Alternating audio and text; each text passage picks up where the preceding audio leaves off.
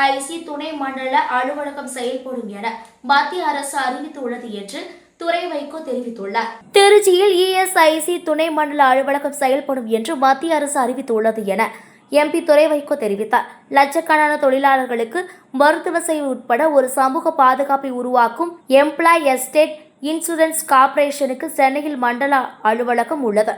நெல்லை, மதுரை, சேலம், கோவை ஆகிய 4 நகரங்களில் துணை மண்டல அலுவலகங்களும் இயங்குகின்றன. தமிழகத்தின் மைய பகுதியாகவும் 3வது பெரிய நகரமாகவும் திகழும் திருச்சியில் துணை மண்டல அலுவலகம் இல்லை. 2016 நடந்த 206வது கூட்டத்தில் திருச்சியில் துணை மண்டல அலுவலகம் திறக்கப்படும் என்ற அறிவிப்பு வெளியிடப்பட்டது. ஆனால் கடந்த 9 ஆண்டுகளாக அறிவித்ததுபடி துணை மண்டல அலுவலகம் திறக்கவில்லை.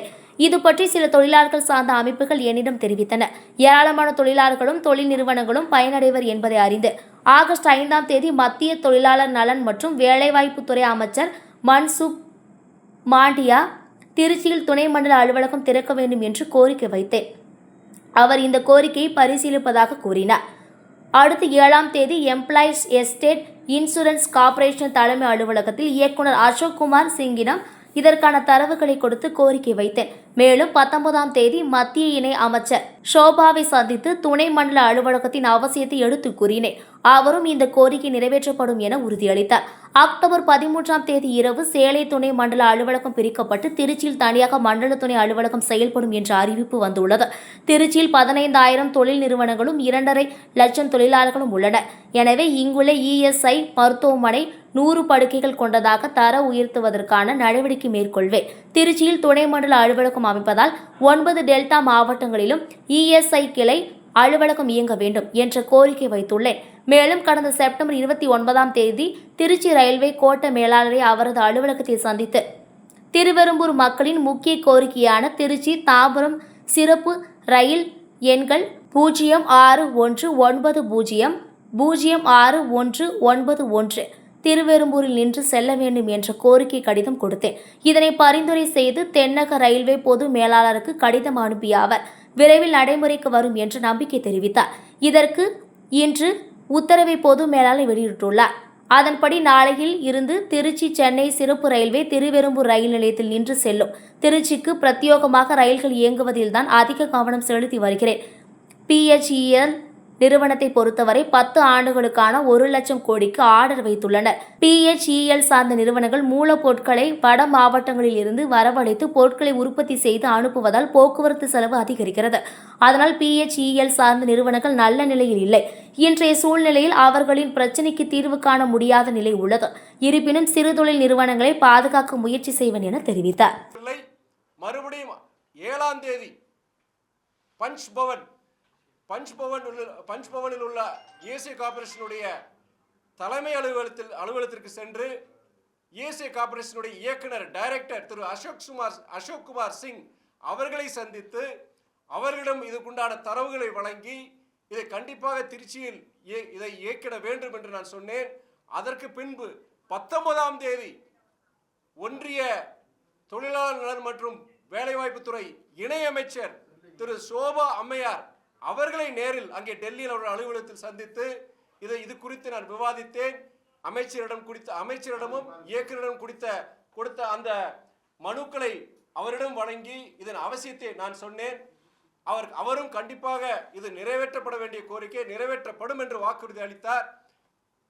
13ஆம் தேதி நேற்று இரவு எனக்கு அந்த அறிவிப்பு வந்தது, சுற்றறிக்கை வந்தது. சேலம் துணை மண்டலத்திலிருந்து பிரிக்கப்பட்டு பைஃபர்கேஷன் செய்யப்பட்டு திருச்சியில் தனியாக இஎஸ்ஐ கார்ப்பரேஷன் துணை மண்டல துணை அலுவலகம் இயக்கப்படும் என்று அறிவிப்பு வந்துள்ளது. 9 ஆண்டுகள் கிடப்பில் இருந்த இந்த கோரிக்கை இன்று நிறைவேற்றப்பட்டுள்ளது.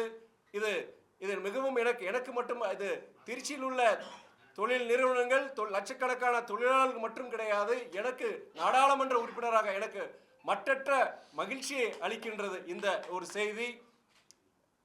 அடுத்த ஒரு முக்கியமான ஒரு மகிழ்ச்சிகரமான இதில் என்ன விஷயம், இன்னொரு மகிழ்ச்சிகரமான என்ன செய்தி என்றால், நம்ம திருவெரும்பூரிலிருந்து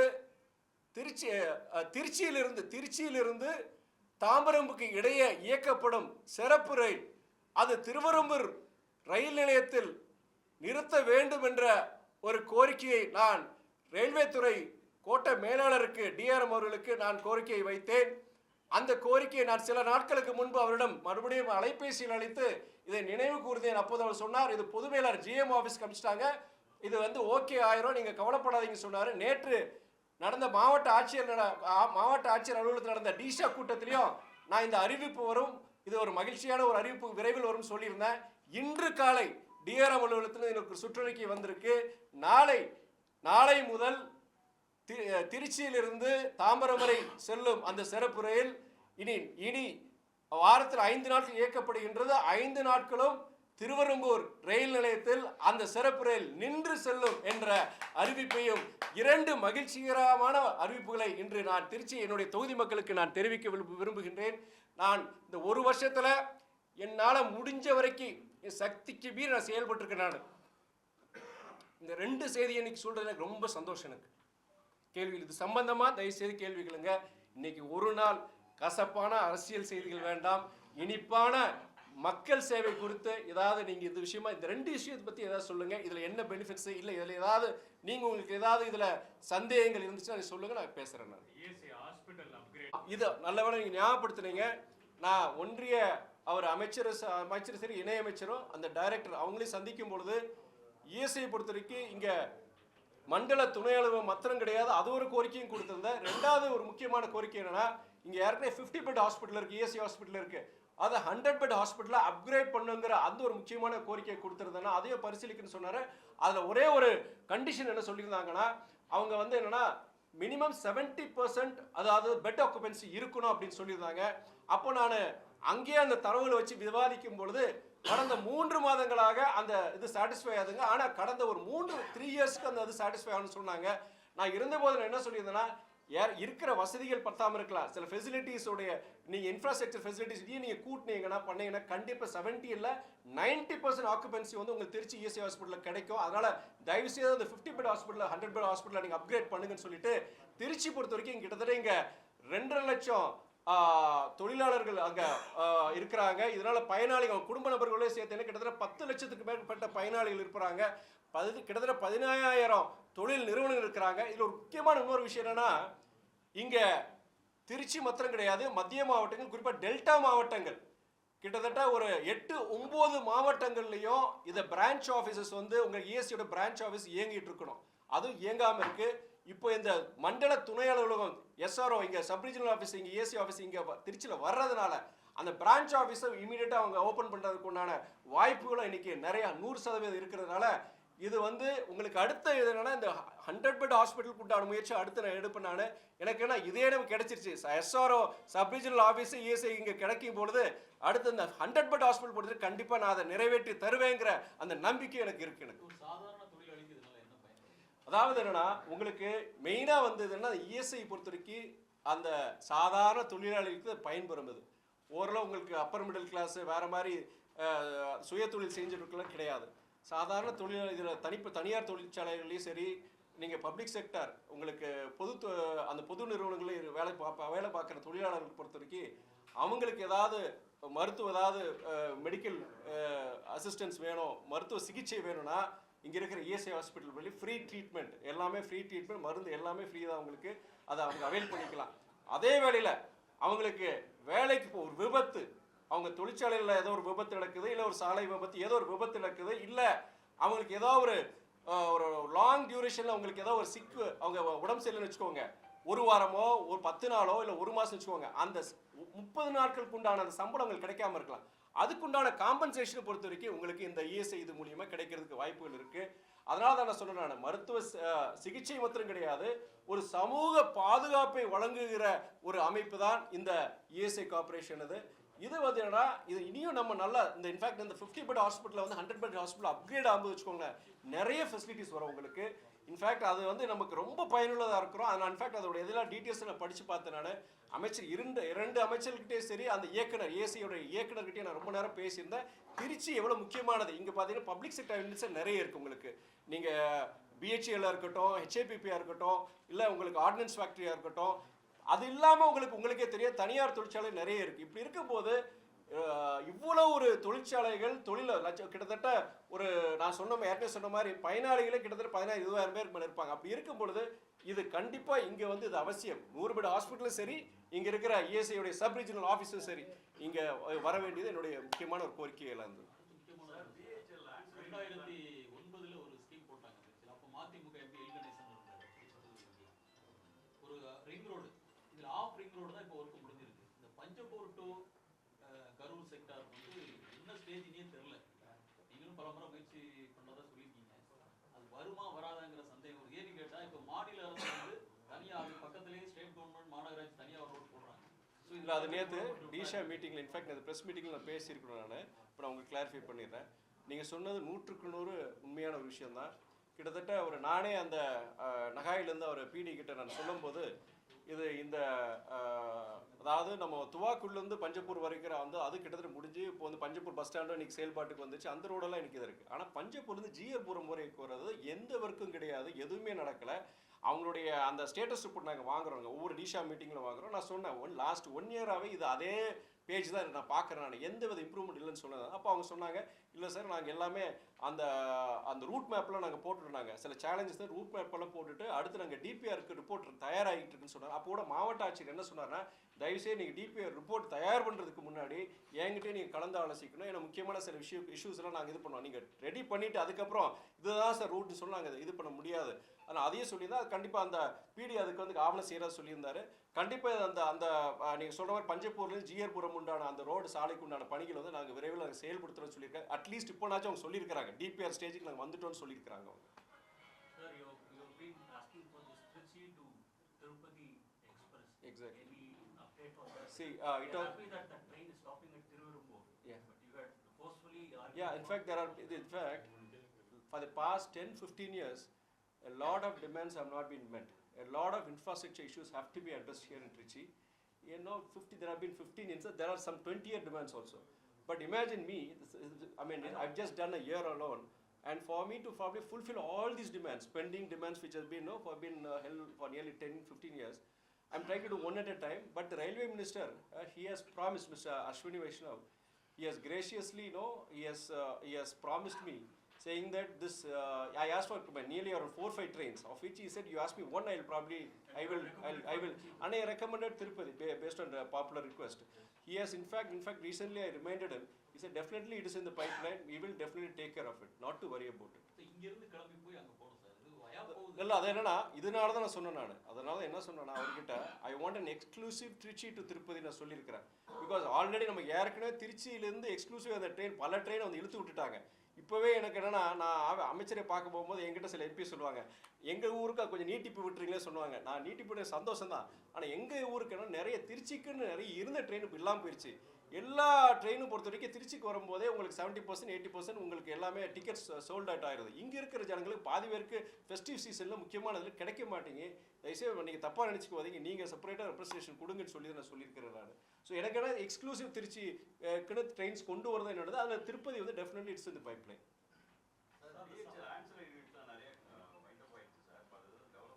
சரி, பிஹெச்எல் அதை என்னன்னா, நீங்கள் ஒரு கிட்டத்தட்ட 7-8 வருஷம் இது நடந்த பிரச்சனை. அது 7-8 நடந்த ஒரு பிரச்சனையில் வந்து பிஹெச்எல் நம்பி இருந்த பல ஆன்சரரி யூனிட்ஸ் வந்து இன்னைக்கு ரொம்ப மோசமான நிலைமையில் இருக்கிறாங்க.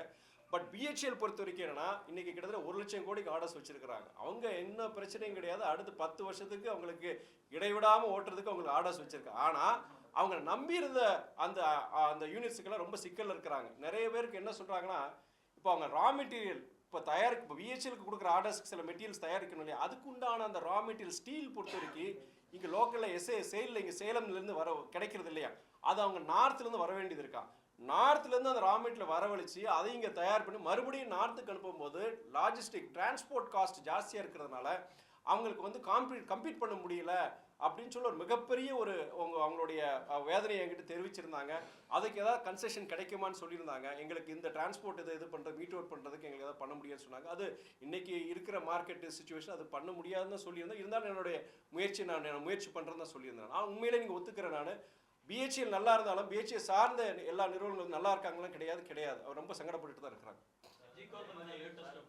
ஜிகார்னர் பொறுத்த வரைக்கும்னா எவ்ரி மந்த் நான் ஃபாலோ பண்ணிட்டு இருக்கிறேன் நான். அதில் இப்போ கடைசி என்னன்னா, கிட்டத்தட்ட டிராயிங்கு அவங்க கிட்டத்தட்ட இந்த டிபிஆர் கன்சல்டன்ட்டே கிட்டத்தட்ட ரிப்போர்ட்டே பண்ணி கொடுத்துட்டாரு. பட் என்னன்னா, இப்போ எக்ஸாக்டாக எந்த லொக்கேஷனில் அவங்க அந்த தூண்களை உருவாக்கணும், ஒரு ரோட்ரி பாஸ் மாதிரி தான், ஒரு வெஹிகுலர் பாஸ் மாதிரி தான் அவங்க இது பண்ணுறாங்க. அது இன்ஃபேக்ட் அந்த வீடியோ இதே காமிச்சிருந்தாங்க, ரயில்வே அங்கே டிஆர்எம் ஆஃபீஸில் வந்து பண்ணியிருந்தாங்க. நகாயிலேருந்து வந்திருந்தாங்க. நகாய் தான் வந்து அந்த இதெல்லாம் டிபிஆர் அதை ரிப்போர்ட் வந்து காமிச்சிருந்தாங்க. இந்த இடத்துல எங்களுக்கு இவ்வளோ இடம்னு அவங்க கேட்டிருக்கிறாங்க. டிபிஆர் கன்சல்டன்ட் அந்த ரிப்போர்ட்டை தயார் பண்ணி கொடுத்துருக்கிறாரு. அதில் வந்து இத்தனை எங்களுக்கு இடம் எங்களுக்கு தேவைன்னா இந்த இடத்துல உன்னிப்பாக இந்த சர்வே நம்பர் வேணும்னு சொல்லி கொடுத்துருக்குறாங்க. பட் என்னன்னா வந்து அதில் வந்து இப்போ இடம் கூட தேவைப்படுது. கிட்டத்தட்ட முதல்ல சொன்னதோட இப்போ இடம் கூட தேவைப்படுறதுனால ரயில்வேஸ்க்கு வந்து யோசிக்கிறாங்க. ஏன்னா அவரோட இத்தனை ஒரு குறிப்பிட்ட பர்வியூக்கு மேலே டிஆர்எம்க்கு பவர்ஸ் கிடையாது. இங்கே இருக்கிற சென்னையில் இருக்கிற ஜிஎம்க்கு அந்த பவர்ஸ் கிடையாது. மேலே போர்டு, ரயில்வே போர்டு இல்லாட்டி மினிஸ்ட்ரி தான் அதை ஓகே பண்ணணும். அது எனக்கு கொஞ்சம் மனசங்கடத்தை உருவாக்கிச்சு. ஏன்னா அது திடீர்னு எல்லாம் போய் முடிகிற மாதிரி நேரத்தில் மறுபடியும் ஒரு சிக்கல் வருது அப்படின்னு. இருந்தாலும் எனக்கு என்னென்னா எனக்கு ஒரு நம்பிக்கை இருக்குது. கண்டிப்பாக நான் டெல்லிக்கு போகும்போது ரயில்வே துறை அமைச்சர் சந்தித்து அதுக்குண்டான ஒரு தீர்வை நான் கொண்டு வந்துடும் எனக்கு நம்பிக்கை இருக்குது. அது கிட்டத்தட்ட ஒரு 8 ஏக்கர் மாதிரி சொல்லியிருந்தாங்க. 8 ஏக்கர்ஸ் மாதிரி சொல்லியிருந்தாங்க. ஒரே இடத்துல கிடையாது, அங்கங்கே அவங்க பில்லர்ஸ் தோன்றதுக்கு அதோட இடத்த அவங்க கேட்கல. அவங்க என்ஓசி தான் கேட்குறாங்க. No objection certificate. எங்களுக்கு வந்து அங்கே தூண்களை நிறுவுறதுக்காண்டி எங்களுக்கு ஒரு என்ஓசி கொடுங்க, ஏன்னா நிலத்து கூட எங்களுக்கு வேண்டாம் அப்படின்னு அவங்க நகாய் தேசிய நெடுஞ்சாலைத்துறை கேட்குறாங்க. வேக்கண்டால தான். It is not in use actually. சாலை விபத்து விகிதாச்சாரம் அந்த இது பேசுனீங்களா சார்? ஆமாம், ரோட் சேஃப்டியில் நிறைய இஷ்யூஸ் பேசுகிறோம். நிறைய இடங்களில் வந்து திருச்சியில் பொறுத்த வரைக்கும் திருச்சி ப்ளஸ் முஃபஸல் ஏரியாலையும் நிறைய இடங்களில் விபத்துகளுடைய எங்கெங்கே பிளாக் ஸ்பாட்ஸ் இருக்குது, எங்கெங்கே விபத்துகள் நடக்குது, எதனால் நடக்குது, அதை தவிர்க்கக்கூடிய என்னென்னது போன ரோட் சேஃப்டி மீட்டிங்கில் என்னென்ன நம்ம ஆக்ஷன் எடுக்குன்னு சொல்லியிருந்தோம். அது என்ன ஆக்ஷன் எடுத்துருக்குறாங்க. இப்போயும் பொறுத்த வரைக்கும் நான் சிலதெல்லாம் பரிந்துரை சொல்லியிருந்தேன். குறிப்பாக வந்து தனியார் பஸ்ஸுகள் பொறுத்த வரைக்கும் குறிப்பாக திருச்சி புதுக்கோட்டை ரூட்லேயும் சரி, திருச்சி நம்ம கரூர் ரூட்லேயும் சரி, பயங்கர ரேஷ் டிரைவிங் இந்த ப்ரைவேட் பஸ்ஸஸ் அதை கண்டிப்பாக நம்ம கண்டெயின் பண்ண சீஸ் பண்ணணும்னு சொல்லியிருக்கிறேன். நான் ஒரு 2 வண்டியை நீங்கள் சீஸ் பண்ணுங்கள், அது இது பண்ணாண்டு இல்லைன்னா இவங்களால நிறைய விபத்துகள் நடக்குன்னு நான் சொல்லியிருக்கிறேன். நான் இன்னொன்று என்னென்னா நிறைய இடங்களில் வந்து மீடியன்ஸ் வைக்கிறாங்க, தேசிய நெடுஞ்சாலைத்துறை மீடியன்ஸ் வைக்கிறாங்க. ஆனால் அங்கே இருக்கிற பப்ளிக்கும் சரி, அங்கே இருக்கிற கமர்ஷியல் எஸ்டாப்ளிஷ்மெண்ட்ஸும் அந்த மீடியன்ஸ் அவங்க எடுத்துடுறாங்க. அது ஒரு பிரச்சனையாக சொல்லியிருந்தாங்க. பல இடங்களில் வந்து விளக்கு லைட்டிங் ஃபெசிலிட்டி இல்லாமல் இருந்தது. அதையுமே நமக்கு சொல்லியிருக்கோம். குறிப்பாக நம்ம மன்னார்புரத்துலேருந்து அங்கே நம்ம பஞ்சப்பூர் பஸ் ஸ்டாண்ட் பொறுத்த வரைக்கும் அது இமீடியட்டாக பண்ணணும்னு சொல்லியிருக்கோம். அவங்க ஒரு நெக்ஸ்ட் இயர் சொல்லியிருந்தாங்க. பட் பஞ்சப்பூர் பஸ் ஸ்டாண்டு இப்போ இயக்கத்தில் வந்ததுனால, செயல்பாட்டில் இருக்கிறதுனால கண்டிப்பாக அதை இமீடியட்டாக பண்ண சொல்லியிருக்கேன். இந்த டிசம்பருக்குள்ளே அவங்க பண்ணிடுற மாதிரி அவங்க வாக்குறுதி கொடுத்துருக்குறாங்க, நகாய் கொடுத்துருக்குறாங்க, தேசிய நெடுஞ்சாலைத்துறை கொடுத்துருக்குறாங்க. இது இல்லாமல் பொறுத்த வரைக்கும் நம்ம அந்த சில சாலைகளில் பொறுத்த வரைக்கும் சில இடங்களில் பொறுத்த வரைக்கும் சில ரிப்பேர் ஒர்க்ஸ், இன்ஃபேக்ட் தஞ்சாவூர் ரோட்டில் பொறுத்த வரைக்கும் நிறைய ரிப்பேர் ஒர்க்கு பண்ண வேண்டி இருந்தது. நேற்று ஹிந்துவில் கூட ரிப்போர்ட் ஆயிருந்தது. இன்ஃபேக்ட் வந்து தஞ்சாவூர் ரோட்டில் ஹெவி டிராஃபிக் ஜாம். அதுக்கு ஒரு காரணம் பொறுத்த வரைக்கும் சாலை பழுதாயிருக்குங்கிற ஒரு காரணம் சுட்டி காட்டிருந்தது. அதுவுமே நேற்று பேசியிருந்தோம். போன ஒரு 2 மாதம் முன்னாடி கலெக்டர் ஆஃபீஸில் வந்து அவர் அந்த பர்டிகுலர் நகாயோட பிடியை வரவழைச்சு நான் ஒரு வாக்குறுதி கேட்டிருந்தேன். அவர் குறிப்பிட்டு இந்த மாதத்துக்குள்ளே நாங்கள் டெண்டர் கொடுத்து முடிச்சிருன்னு சொல்லியிருந்தாரு. ஆனால் டெண்டர் கொடுக்கல, டிலே. இப்போ நான் மழைக்காலம் ஆரம்பிச்சிருச்சே, இப்போ மறுபடியும் டிலே இருக்குமேன்னு சொல்லியிருந்தேன். அவர் இந்த டிசம்பருக்குள்ளே வந்து கண்டிப்பாக நான் பண்ணி கொடுத்துருவேன்னு ஒரு வாக்குறுதி கொடுத்துருக்கிறார். தஞ்சாவூர் ரோட்டில் அந்த பேட்ச் ஒர்க் மாதிரி பண்ணி நல்லா பண்ணிடுவேன்னு சொல்லியிருக்கிறாரு. இந்த சர்வீஸ் அடுத்த ஒரு கேள்வி உங்களுக்கு சர்வீஸ் ரோடு விஷயமா வரும். சர்வீஸ் ரோடு உங்களுக்கு தெரியும், கோர்ட்டில் இருக்குது. கோர்ட்டில் வந்து 45 மீட்டர்ஸ் இதெல்லாம் அந்த சர்வீஸ் ரோடு போட்டாங்கன்னு உத்தரவு பிறப்பிச்சிருக்கிறாங்க. I am for it. நானும் அதுக்காண்டி தான் இருக்கிறேன்.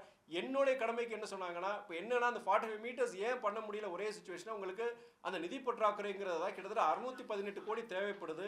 அந்த நிலங்களும் சரி, அந்த பில்டிங்ஸை சில அந்த பில்டிங்ஸ் அக்வயர் பண்ணி அது காம்பன்சேஷன் கொடுக்கறது கிட்டத்தட்ட 618 கோடி தேவைப்படுறதுனால நமக்கு மாநில அரசுக்கு ஒரு நிதி பற்றாக்குறை இருக்கிறதுனால அதை அந்த 45 மீட்டருக்கு நிறைவேற்ற முடியாத ஒரு சூழ்நிலைக்கு இருந்தாலும் மாநில அரசு முயற்சி பண்ணிட்டு இருக்கிறாங்க. அப்போ என்னுடைய சார்பாக வந்து என்னென்ன ஒரு கோரிக்கை வச்சுருந்தாங்க, நீங்கள் ஒன்றிய அரசு கேட்கலாமே, ஃபண்ட்ஸ் கேட்கலாமே, நகாய் சம்பந்தமானதான் கேட்கும்பொழுது நான் போன ஒரு 2 மாதத்துக்கு முன்னாடி அங்கே நிதின் கட்காரி அமைச்சர் அவரை சந்தித்து இது வந்து ஏற்கனவே மாநில அரசு இது சர்வீஸ் ரோடு போடுறதா ஒரு வாக்குறுதி கொடுத்துருக்காங்க. அதன் அடிப்படையில் நீங்கள் போடாமல் இருக்கிறீங்க. ஆனால் வந்து கிட்டத்தட்ட 100க்கும் மேற்பட்ட உயிர் இழப்புகள் நடந்திருக்கு. மனிதாபிமான அடிப்படையில் எங்கள் மாநில அரசுக்கு நிதி பற்றாக்குறை இருக்கிறதுனால நீங்கள் முடிஞ்ச வரைக்கும் கொஞ்சம் நிதியை கொடுத்தீங்கன்னா எங்கள் மாநில அரசுக்கு கூடுதல் நிதியை கொடுத்து இந்த சர்வீஸ் ரோட் கோர்ட் உத்தரவுப்படி அதை 45 மீட்டர் பண்ணிடலாம்னு சொல்லிட்டு ஒன்றிய அமைச்சர்கிட்ட நான் அந்த கோரிக்கையை கொடுத்துருந்தேன். நான் மனிதாபிமான அடிப்படையில் தயவுசெய்து இதை பாருங்க நான் சொல்லியிருந்தேன். நான் அவர் கண்டிப்பாக பரிசீலிக்குன்னு சொல்லியிருக்கிறாரு. பட் இது வந்து என்னன்னா நானும் அது தொடர்ந்து நான் முயற்சி பண்ணிட்டு தான் இருக்கிறேன். நான் அந்த திருச்சி தஞ்சாவூர் என்ஹெச் பொறுத்தவரையில் ஆனால் நமக்கு அது வந்து சிட்டிலேருந்து ரொம்ப க்ளோஸாக இருக்குது. அங்கேருந்து வந்து அவங்க அந்த அளவுக்கு மானிட்டர் பண்ணுற மாதிரி தெரியல. அவங்க ரொம்ப லெத்தாஜிக்காக இருக்கிற மாதிரி தெரியுது. பட் இங்கே வந்து நமக்கு திருச்சி பிஏ இருக்கிறதுனால அந்த என்ஹெச்சோட பாதி போர்ஷன் நம்ம திருச்சி பிஏவுக்கு வந்து ஜூரிஸ்டிக்ஷனை மாற்றுறதுக்கான சான்சஸ் இருக்கு. நீங்கள் தயவுசெய்து இதை வந்து ஒரு ரெப்ரசன்டேஷனை கொடுங்க. நீங்கள் இப்படி ஒரு ரெப்ரசன்டேஷனை கொடுங்க. கண்டிப்பாக நான் அந்த ஒரு நகாயோடைய உயர் அதிகாரிகிட்டே கொண்டு போகிறேன். நான் இட்ஸ் ப்ராக்டிக்கல். இது ஒரு நம்ம அதை பண்ணிட்டோன்னு இன்ஃபேக்ட் அது நிறைய அவங்களுக்கும் இப்போ பிரச்சனை, நமக்கும் இதாக இருக்கும். நீண்ட கால பல கோரிக்கைகள் நிறைவேற்றப்படும். அதனால் நீங்கள் கோரிக்கையை கொடுங்க, நான் ஆர்வகிட்ட கொடுக்குறேன். நான் சரி சார், அரியமங்கலம் குப்பை கிடங்கு சம்மந்தமாக வந்து பொதுமக்கள் பெரிய அளவில் பாதிக்கப்படுறாங்க. வந்துட்டு அது சம்மந்தமாக எதுவும் பேசுகிறேன். அது நேற்று டிஷா மீட்டிங்கில் பேசியிருந்தது. மாநகராட்சி ஆணையர்கிட்ட நான் அந்த கேள்வி கேட்டிருந்தேன். அரியமங்கல குப்பை கிடங்குங்கிறது இது பல வருஷமான ஒரு கோரிக்கை, இது புதுசு கிடையாது. இது எல்லாருமே வந்து இது இப்போ சரி பண்ணிடுவோம் சொல்லிடுறாங்க. மக்கள் மத்தியில் அதையும் பொறுத்த வரைக்கும் இது எப்போ தான் முடியுங்கிற ஒரு கேள்வி இருக்குது. அப்போ அவருக்கு சொல்லும்போது என்னென்னா, நான் அவர்கிட்டயே சொன்னேன், நான் முன்னாடி மாதிரி கிடையாது. இப்போ பாப்புலேஷன் டென்சிட்டி ரொம்ப கூடிருச்சு. அங்கே அரியமங்கலம் அந்த சுற்றி இருக்கிற குடியிருப்பு பகுதிகள், அங்கே ஜனங்க ரொம்ப சங்கடப்படுறாங்க. நிறைய ரெஸ்பிரேட்டரி இல்னஸஸ் நிறைய வருது. இதனால் வந்து தயவுசெய்து சீக்கிரமாக இதுக்கு ஒரு முடிவு வரும்னு சொல்லும்போது எப்போ வரும்னு நான் கேட்டிருந்தேன். அவர் என்ன சொல்லியிருக்காருன்னா, இப்போ வந்து கிட்டத்தட்ட ஒரு அதில் வந்து ஒரு குறிப்பிட்ட சதவீதம் வந்து அவங்க இப்போ இருக்க அங்கே இருக்கிற அந்த ஏதோ ஒரு பயோமைனிங் சொன்னாங்க. பயோமைனிங் பண்ணி அங்கே அந்த இதை மறுபடியும் சீரமைக்கிற இதை வந்து ஈடுபட்டிருக்காங்க. அதில் கிட்டத்தட்ட 60 விழுக்காடோ ஏதோ அவங்க பண்ணி முடிச்சிருக்கிற மாதிரி சொல்லியிருக்கிறாரு. 2 வருஷம் சொல்லியிருக்கிறாரு கால அவகாசம் சொல்லியிருக்காரு. 2 இயர்ஸ் டைமில் கம்ப்ளீட்டாக அந்த அரியமங்கலம் இதை வந்து பொறுத்த வரைக்கும் அதை கம்ப்ளீட்டாக அதை பயோமைனிங் பண்ணி அதை வந்து நம்ம அங்கே பொறுத்த வரைக்கும் இந்த குப்பை கிடங்கு கண்டிப்பாக அது முழுமையாக அகற்றப்படுங்கிற வாக்குறுதி கொடுத்துருக்கிறார் மாநகராட்சி ஆணையர். சார், எலெக்ஷன் சமயத்தில் இந்த இது முந்திரி ஃபேக்டரி, சென்ட் ஃபேக்டரிலாம் சொல்லி அசூரன்ஸ் கொடுத்துருந்தீங்க சார். அதெல்லாம் அதாவது முந்திரி ஃபேக்ட்ரிங்கிறது வந்து நீங்கள் இங்கே கிடையாது, திருச்சியில் கிடையாது. புதுக்கோட்டை கந்தரவக்கோட்டையில் அங்கே பெரும்பான்மையான அங்கே பெருசாக விவசாயம் கிடையாது. இந்த முந்திரி தொழிற்சாலை தான் பிரதானமாக இருக்குது. அதனால் அந்த முந்திரி சம்பந்தமான ஒரு ஃபேக்ட்ரிகள் கொண்டு வரணும்னு சொல்லிட்டு நான் கண்டிப்பாக ஆனால் யார்கிட்டையும் அங்கே ஃபேக்ட்ரிஸ் இருக்குது, இருந்த ஃபேக்ட்ரிஸ் எல்லாது மூடி இருக்கிறாங்க. அப்போ நான் கேட்கும்போது அது என்ன காரணத்துக்காண்டி அங்கே இயங்கிட்டு இருந்த ஃபேக்ட்ரிஸை மூடி இருக்கிறாங்கன்னு சொல்லி நான் கேட்டிருக்கேன். அது இல்லாமல் நான் அந்த கேஷ்யூ போர்ட் சம்மந்தமாக சில பேரை நான் மீட் பண்ணி, அதாவது இந்த வேல்யூ அடிஷன் சேர்ந்து கம்ப்ளீட்டாக எக்ஸ்போர்ட் போகிற மாதிரி ஏதாவது பெரிய இண்டஸ்ட்ரி கொண்டு வர முடியுமா, முடிஞ்சால் கொஞ்சம் நல்லா இருக்குமே சொல்லி அந்த முயற்சியில் ஈடுபட்டு தான் இருக்கிறேன். நான் இது வரைக்கும் நான் ஒன்றும் நடக்கலாம். சரி, தேங்க்யூ. அடுத்த ஒரு முக்கியமான ஒரு மகிழ்ச்சிகரமான இதில் என்ன விஷயம், இன்னொரு மகிழ்ச்சிகரமான என்ன செய்தி என்றால், நம்ம திருவரம்பூர்லேருந்து திருச்சியிலிருந்து தாம்பரம்புக்கு இடையே இயக்கப்படும் சிறப்பு ரயில் அது திருவரம்பூர் ரயில் நிலையத்தில் நிறுத்த வேண்டும் என்ற ஒரு கோரிக்கையை நான் ரயில்வே துறை கோட்ட மேலாளருக்கு டிஆர்எம் அவர்களுக்கு நான் கோரிக்கையை வைத்தேன். அந்த கோரிக்கையை நான் சில நாட்களுக்கு முன்பு அவரிடம் மறுபடியும் அலைபேசியில் அழைத்து இதை நினைவு கூர்ந்தேன். அப்போது அவர் சொன்னார், இது பொது மேலாளர் ஜிஎம் ஆஃபீஸ்க்கு அனுப்பிச்சிட்டாங்க, இது வந்து ஓகே ஆயிரும், நீங்கள் கவலைப்படாதீங்க சொன்னார். நேற்று நடந்த மாவட்ட ஆட்சியர் அலுவலகத்தில் நடந்த டிஷா கூட்டத்திலையும் நான் இந்த அறிவிப்பு வரும், இது ஒரு மகிழ்ச்சியான ஒரு அறிவிப்பு விரைவில் வரும் சொல்லியிருந்தேன். இன்று காலை டிஆர்எம் அலுவலகத்தில் எனக்கு சுற்றறிக்கை வந்திருக்கு. நாளை முதல் திருச்சியிலிருந்து தாம்பரம் வரை செல்லும் அந்த சிறப்பு ரயில் இனி வாரத்தில் 5 நாட்கள் இயக்கப்படுகின்றது. 5 நாட்களும் திருவரம்பூர் ரயில் நிலையத்தில் அந்த சிறப்பு ரயில் நின்று செல்லும் என்ற அறிவிப்பையும் 2 மகிழ்ச்சிகரமான அறிவிப்புகளை இன்று நான் திருச்சி என்னுடைய தொகுதி மக்களுக்கு நான் தெரிவிக்க விரும்புகின்றேன். நான் இந்த 1 வருஷத்தில் என்னால் முடிஞ்ச வரைக்கும் என் சக்திக்கு மீறி நான் செயல்பட்டிருக்கேன். நான் இந்த 2